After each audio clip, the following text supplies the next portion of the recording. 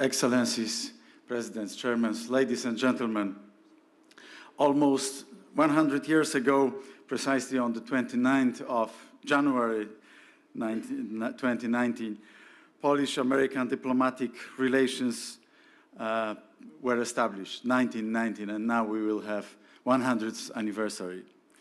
This had not been possible, or at least much more difficult, had the President Woodrow Wilson not initiated a peace plan at the end of World War I, calling for a creation of an independent Polish state in his famous 14 points.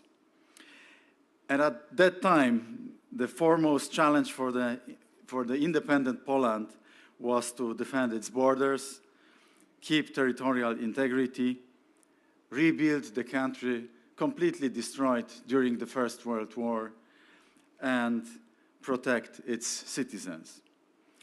However, Polish-American relations began much earlier when the heroes of Polish struggle for independence, Tadeusz Kościuszko and Kazimierz Pułaski, became also the heroes of the fight for the freedom of the United States of America. And even much earlier, in 1608, the first Polish settlers specializing in glass production came to America. It is impossible to name all Poles who have left their mark in the United States in recent years. Among them are Zbigniew Brzeziński, Dan knows very well, I'm sure, Steve Wozniak, founder of one of the most famous American companies, Apple. Steve was here in Poland a couple of weeks ago. I had a pleasure talking to him, and he explained to me how to build unicorns, also in the cybersecurity area, so much of interest, so important to us these days. And also Jacek Czmiel, founder of Atari and Commodore, and James Pawelczyk, American astronaut. And there is also Susan Wojcicki, who visited Poland on the 11th of November last year, 100th anniversary of our regaining of our independence. And Susan, who is currently president of YouTube, with whom I have also found common ancestors from 100 years ago. So our families are so interconnected, and not also the history of our nations. Today, in 2019, Poles and Americans gathered at the conference co-organized by the Atlantic Council. Thank you, Daimon, and the most valuable Polish company, PKO BP. Thank you, Zbigniew. And we want to talk on how to secure the fourth industrial revolution. The meeting is also underpinning Poland's ongoing digital transformation and our plan for responsible development in the 3 tracks. First, policy, then innovation, and private sector leadership.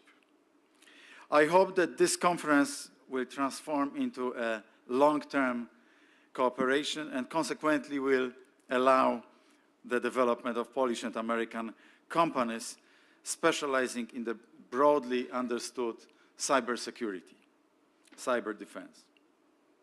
I truly believe that our national specialty, that is the information technology, this is really our national treasure, will allow Polish companies taking part in today's conference to expand the scale of their activities in global scale. First, they will become unicorns in their categories and then global players.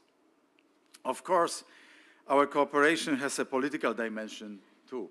Dan was alluding to this as well. We must defend Poland and the European Union and America against cyber attacks, stealing sensitive data, and also ordinary fake news which poison the lives of societies.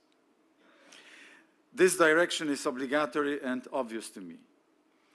Polish codebreakers have to save Europe in the 20th century in key military conflicts, Simon was mentioning about this one.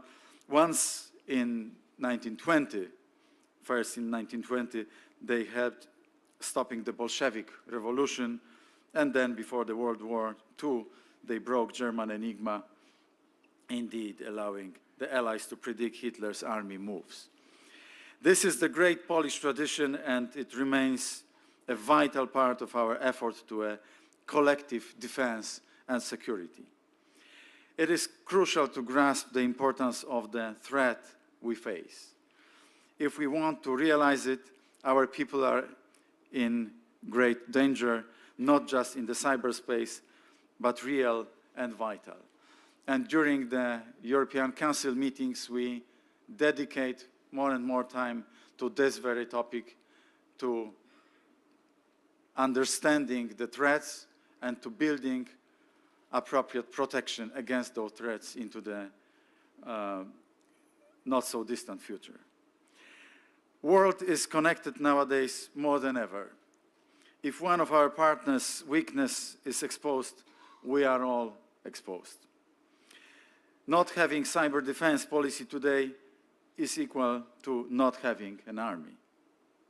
Modern independent state cannot neglect this anymore.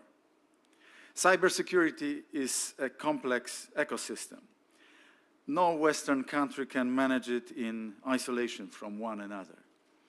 I hope that this conference will, with all the wise people gathered here, will be a landmark in creating a worldwide cybersecurity system.